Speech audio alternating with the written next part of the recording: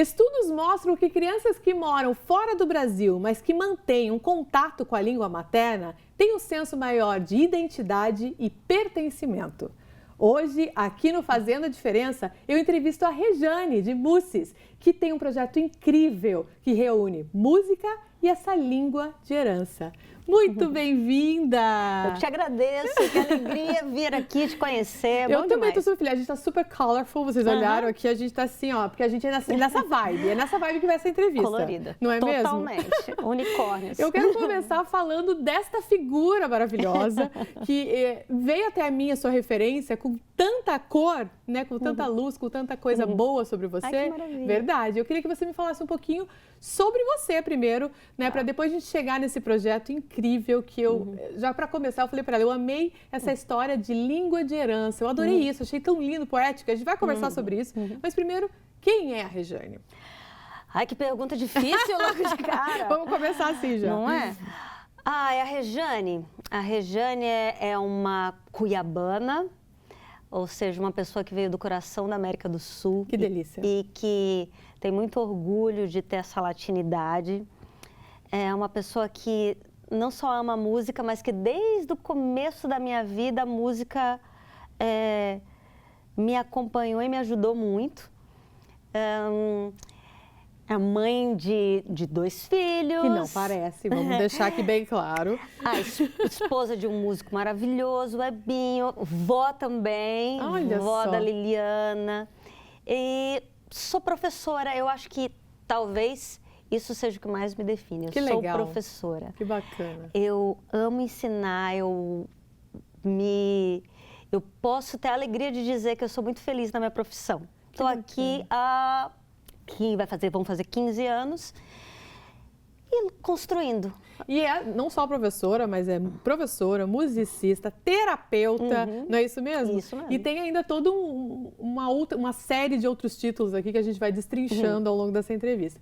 Mas eu gosto muito de falar, não só por ser um título importante, mas pelo fato de que a terapia nesse aspecto do projeto, ela tem uma validade absurda, né? Sim, muito. Vamos falar um pouquinho dessa ideia, como é que ela surgiu? Porque você me contou um pouquinho, eu adoro também esse nome, que o projeto inicial era Praticutucar. A Jane é super criativa, gente, tem umas coisas assim maravilhosas. O Praticutucar era uma ideia do Brasil, Sim. que ensinava, para ensinar as crianças sobre, né, compositores famosos ou importantes, vamos colocar assim, e que você usava música para ensiná-las dessa forma. E aí, chegando aqui, você acabou vendo uma outra necessidade, né? Que as crianças acabam se distanciando da língua materna e, como a gente falou aqui no comecinho, perdendo essa identidade, né, que é tão importante. Como que surgiu essa ideia, então, de adaptar o Praticutucar? Bom, Lu, como você falou, lá em Cuiabá, a gente está fora dos grandes centros. Então, talvez seja difícil para imaginar quem veio de um grande centro, mas muita coisa não chega lá. Muitos nomes que para o Brasil são mais comuns, lá as crianças em geral, independente da classe social, não conseguem ter acesso. E aí a gente pensou lá o Praticutucar, que foi para apresentar compositores para as crianças. O Praticutucar, vale dizer, sempre foi um projeto que ninguém pagou nada para participar. E aí a gente fez em Cuiabá. Cada ano a gente fazia um compositor. A gente começou com Noel Rosa. Nossa, que legal. Depois a gente foi para Dorival Caymmi. Depois a gente foi para Milton Nascimento, Gilberto Gil. Que bacana. Ivan Lins. E aí, antes do Ivan Lins, Gonzaguinha, Ivan Lins. E aí, minha família decidiu vir para cá e a gente fez de novo Noel Rosa para fechar esse ciclo, gravando um CD com as crianças de lá cantando. Que máximo! Então a gente fez. Lembra que existia um CD? Lembra? Claro! Há muito tempo atrás. Eu falo que a gente, essa geração aqui, pegou tudo, né? Exatamente. Pegou disquete, pegou CD, pegou pendrive, nada disso mais ninguém usa. Meus alunos não fazem ideia do que é CD. Nem sabem o que eu estou falando. Esses dias eu estava com um brinco de um CD, eles falavam, que isso, brilhante, bonito. Eu falei, meu Deus. Então, aí vim pra cá. E aí, quando eu cheguei aqui, meu filho tinha 12 anos, minha filha tinha 4 anos. E aí eu me preocupei muito em manter o português com eles. principalmente com a minha filha, porque meu filho já tinha 12, já era alfabetizado, Claro. ele era já um ávido leitor, ele lia muito. Então, eu tinha a preocupação mais em manutenção, fazendo o que a gente já faz, falando português em casa. Mas a minha filha ia ser alfabetizada aqui. Então, eu não queria que ela perdesse o português. E eu via isso muito logo chegando aqui. E aí pensei em formas, comecei a ter contato com algumas pessoas, de muitas escolinhas de português. Mas eu acredito muito que a gente tem que saber o que a gente sabe e o que a gente não sabe. Absolutamente. Né? E eu não sou alfabetizadora. Olha que Então eu legal. falei, eu não vou dar aula de português, não é essa a minha área, mas como é que eu posso somar usando a música como uma ferramenta eficiente para ensino de português como língua de herança? E eu gosto também desse nome É porque lindo. herança é nunca ruim, né? Não. Herança é uma coisa boa sempre, o português é uma Lindo. herança mesmo, que vem já de presente. E aí eu comecei a pensar, a pesquisar como usar o português. Comecei a ver que a maioria das diversas instâncias que ensinam português aqui, desde universidades até escolinhas, usam a música tirando a música. Como assim? Me dá um Por exemplo. exemplo, propõe atividades em que o aluno escuta a música, mas aí ele responde o texto da música. Sim. Se trabalha a letra. Claro. Claro. E às vezes só a tradução até, puramente, né? Exato. Que é valiosíssimo, claro. Mas a música contém o a mais que eu acho que é o pulo do gato para a língua de herança, que é o entorno cultural. Com certeza. A bagagem cultural. Ou seja, se você canta um Dorival Caymmi, automaticamente você vai estar sendo transportado Com para aquela certeza. coisa da Bahia, a forma deles falarem. E a música já faz isso, né? Exatamente.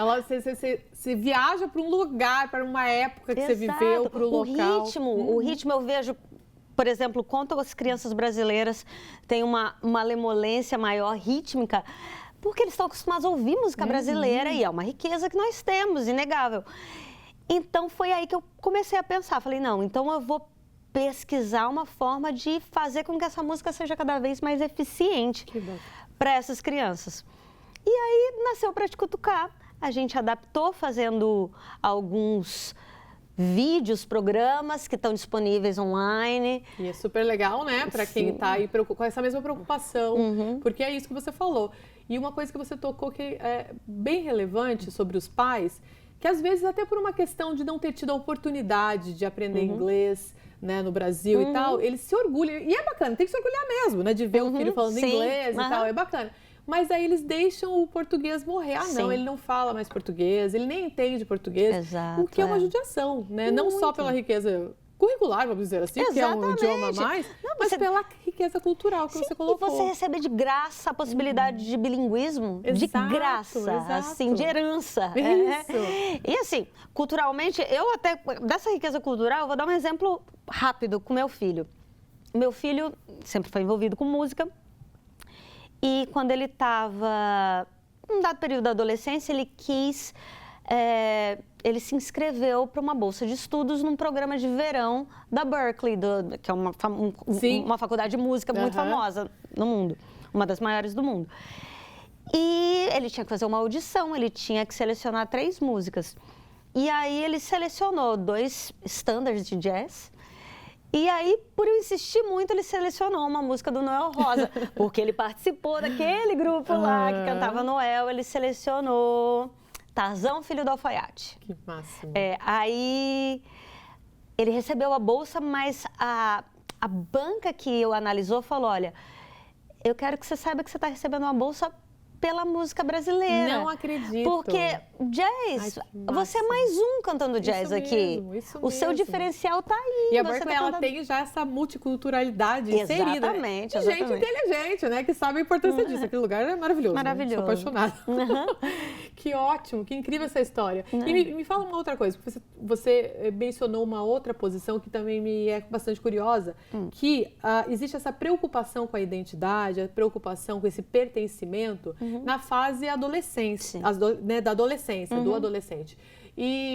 Mas os seus projetos, e eu estava lá fuçando, que eu faço minha lição de casa, começa ali de 0 a 4 anos, Me fala um pouquinho da importância de começar assim tão cedo, porque a gente tem essa expectativa, não, quando ele chegar nessa fase, a gente cuida lá, que ele vai estar com essa crise de identidade.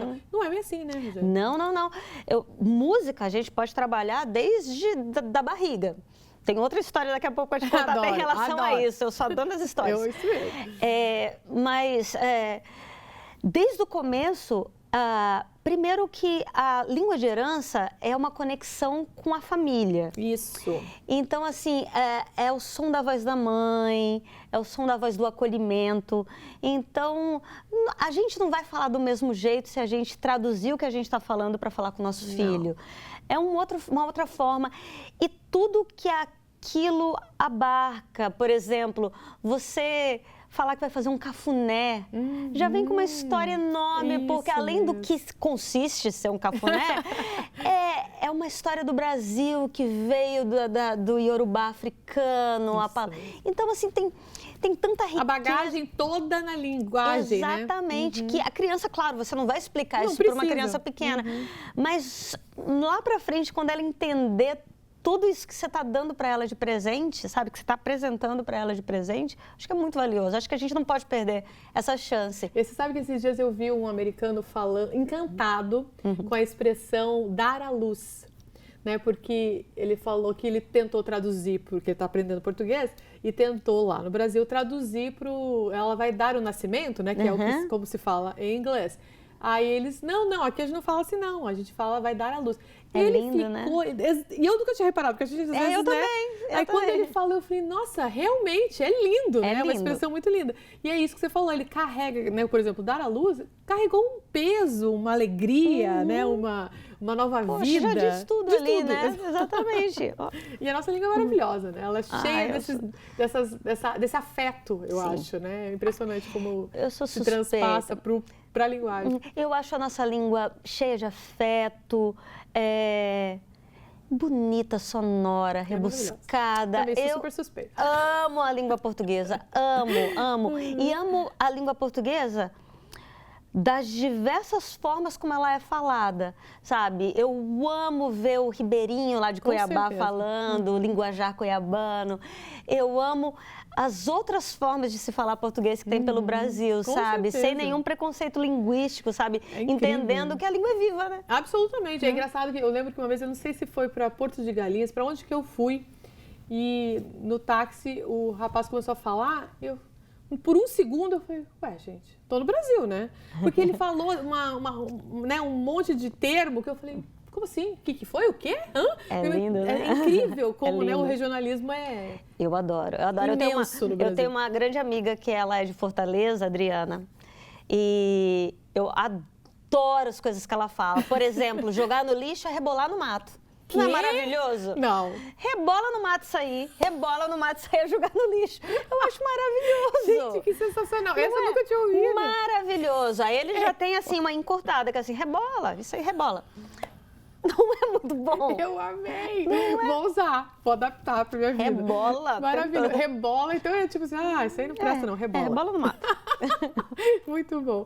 E eu queria falar da questão da escolha da música, claro que tem tudo a ver com você, né, que tem essa bagagem imensa, mas você também me contou que você não foi pelo caminho que, na maioria das vezes, se faz quando vai tratar com crianças, que é um arranjo mais facilitado, uma letra mais repetitiva, e você foi pelo outro caminho. Me conta por quê e como é que foi isso? É que eu penso assim, eu já acredito que o tema música infantil é para saber onde coloca na prateleira da loja, para vender. Nem tem mais prateleira de loja agora. Isso mesmo. Porque eu acho que música é música. Existe música que é apropriada para criança e música que não é apropriada para criança. E eu, sinceramente, diria que isso talvez esteja só na letra. Claro, obviamente, algumas letras não são adequadas para algumas idades. Mas música é música. Então, para começar, eu gosto que criança seja apresentada a música. Posso te dar um exemplo hoje. Eu estou trabalhando grandes compositores na escola que eu dou aula em Framingham. Então, hoje as crianças fizeram uma audição de Octopus Garden, dos Beatles. Meu Deus, E gente. Quem Sabe Isso Quer Dizer Amor, do Quantos Milton anos? Nascimento. Foi segunda série tem 9 anos. Então, assim, e gostaram, sabe? Porque é como se apresenta a eles, sabe? Toda a música toca de alguma forma. Eu gosto de falar sempre para os meus alunos que a música é feita para te tocar. É engano a gente pensar que é para te passar um sentimento bom, nem sempre. Nem sempre, Nem com sempre, certeza. às vezes a arte em geral, né, é para te desestabilizar. Exato, ela tem que te provocar de alguma forma. Exatamente, te provocar. Exatamente. Daí, inclusive, veio um nome para te cutucar. Perfeito. Que é para te tirar do lugar, né, para te fazer mesmo. pensar. Isso mesmo. E aí eu penso que a música infantil tem sido muito pouco respeitada. Se apresenta para crianças coisas muito ruins, o que é feito para criança Igual é muito literatura, pobre. literatura infantil, mesma coisa, concordo Exato. com você. Tinha lá uma época de ouro, né, de Marina Colasanti, Lígia Fagundes Telles, aí depois... Exatamente, eu amo tanto literatura infantil também, né? Amo. Então, eu acho que se faz a música tipo a toque de caixa, aquela coisa de acompanhamentos de teclado, uma voz mal gravada e se vende aquilo. Se vendeu é isso, né? Usa uma dancinha ali para combinar. Exatamente, 3, 4 acordes e muitas vezes as pessoas falam que estão fazendo uma música, compondo uma música, mas estão fazendo uma paródia, uma versão. O que se tem, se você procurar em qualquer plataforma de áudio, são versões de borboletinha ou de índiozinhos. Tem índiozinhos para ensinar matemática, índiozinhos para ensinar o dia da semana e tudo mais. E eu já discordo disso da música para. Eu acho que a música tem o seu devir. Para. Exatamente. Não tem isso. Exato, a música tem o seu devir. Ela é porque ela é. A música para quê? Ai, gente, tô amando isso aqui. Que bom. Porque é exatamente isso. Me irrita ver filmes que hoje trazem todas as coisas que estão sendo discutidas hoje, só para ser um projeto de nós estamos no politicamente correto, ó, a gente está discutindo isso. Não, se você fez já para isso, já não quero. Exato. Tem que te mexer, te fazer pensar, te desestabilizar. Eu acho que a gente aprende quando a gente se desestabiliza. Com certeza. Questiona. Poxa, a criança está no período, principalmente os pequenos, né? O período que eles mais aprendem, que o cérebro está fervilhando.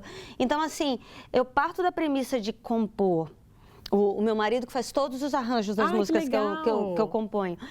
E tanto as composições quanto que eu apresento para eles...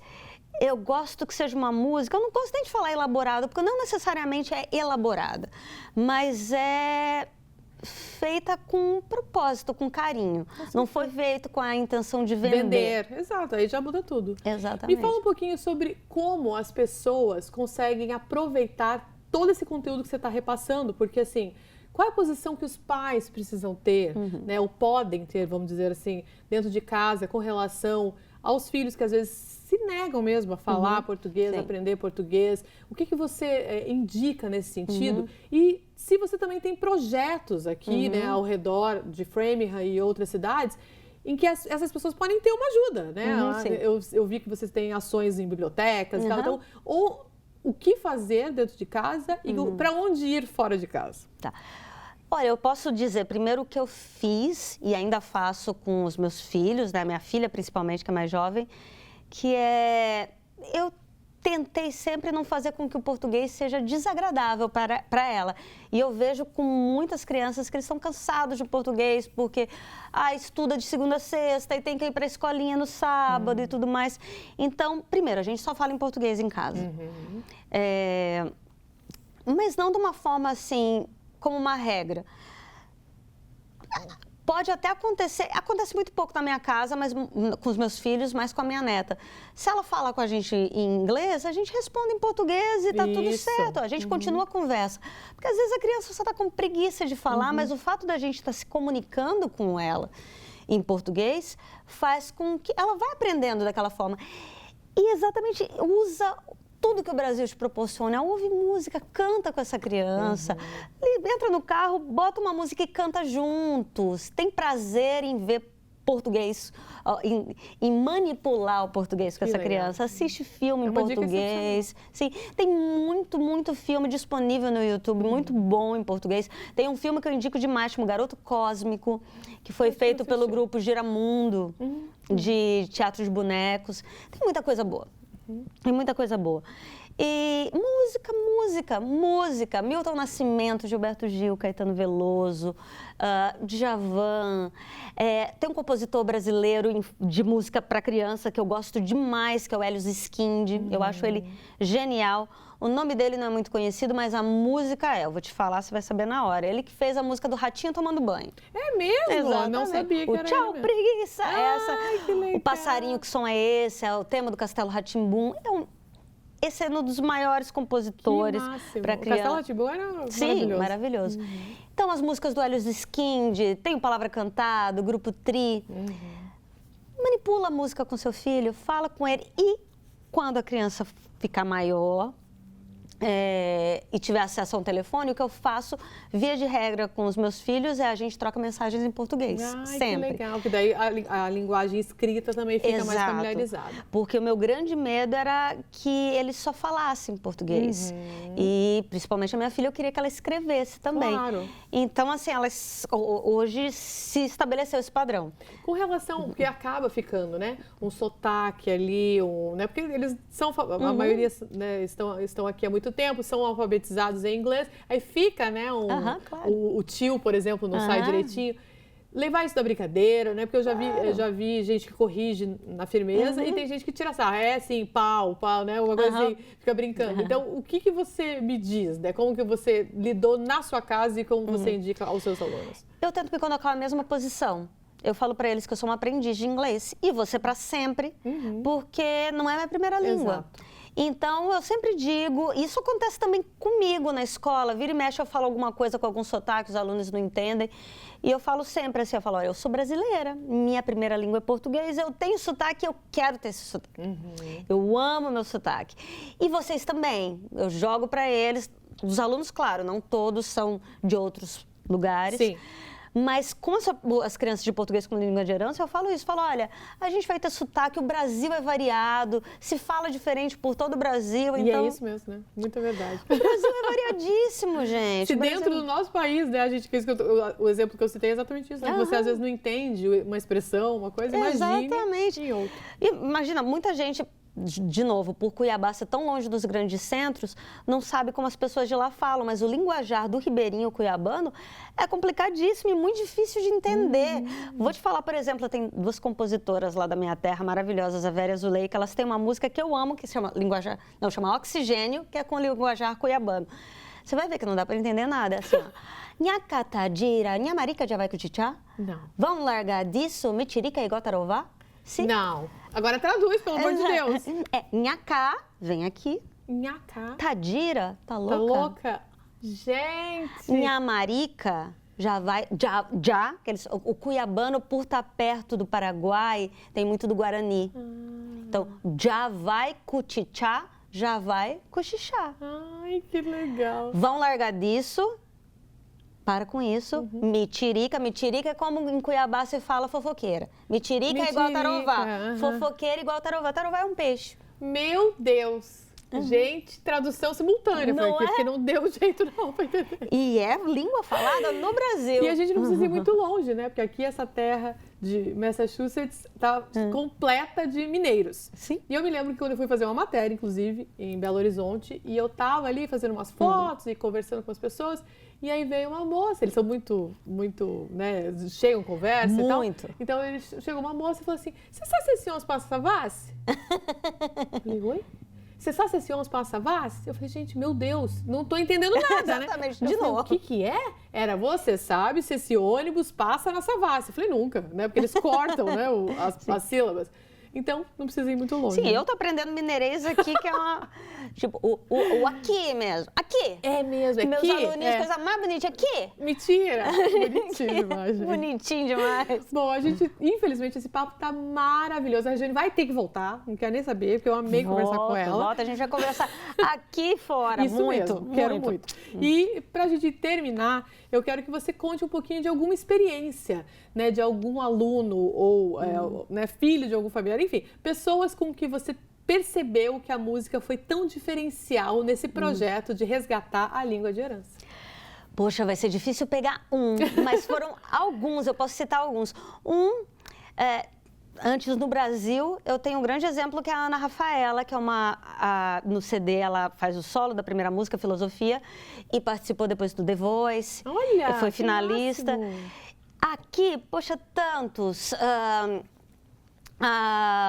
O Matheus foi uma criança que sempre mostrou uma musicalidade imensa e também reforço que tanto ele quanto as irmãs se dá muito pelo fato da mãe, a Luciana, ser uma mãe, nossa, que está sempre ali, legal. Incentivando, Isso faz muita querendo. diferença. Muito. Eles fazem teatro hoje. Pelo fato de eu ser musicoterapeuta e na educação especial, eu trabalho com muitas crianças com transtorno do espectro autista. Então, muitos. Eu posso citar um exemplo, Noah, a Clarissa. A Clarissa é uma aluna minha que fala muito pouco. Mas um dia, eu cantando com ela, eu tenho até o vídeo disso, fazendo uma atividade, eu estava, é pau, é pedra, é o fim do caminho. Ela começou... Ai, que amor. Ela foi sozinha. Que massa. Imagina uma criança não verbal. Nossa, que foi você não sozinha, chorou? a pessoa, nossa, muito. Que eu já tô no chão já. Muito. Então, assim, Muitos eu me emociono muito. Que legal. Muito, porque eu amo estar com essas crianças, elas me ensinam muito e eu amo que a gente está falando de música brasileira e português com elas. Que máximo, gente. Um projeto lindo, uma pessoa incrível. Eu espero que vocês depois sigam ela. Vou colocar todos os dados aqui, tanto do projeto quanto da Rejane, para vocês darem continuidade a esse... Que isso é um passar, né? Para os seus filhos, para os seus sobrinhos e assim por diante. A gente fica por aqui hoje no Fazendo a Diferença, mas eu volto na semana que vem. Muito obrigada por Obrigado você, meu amor. Tchau, gente.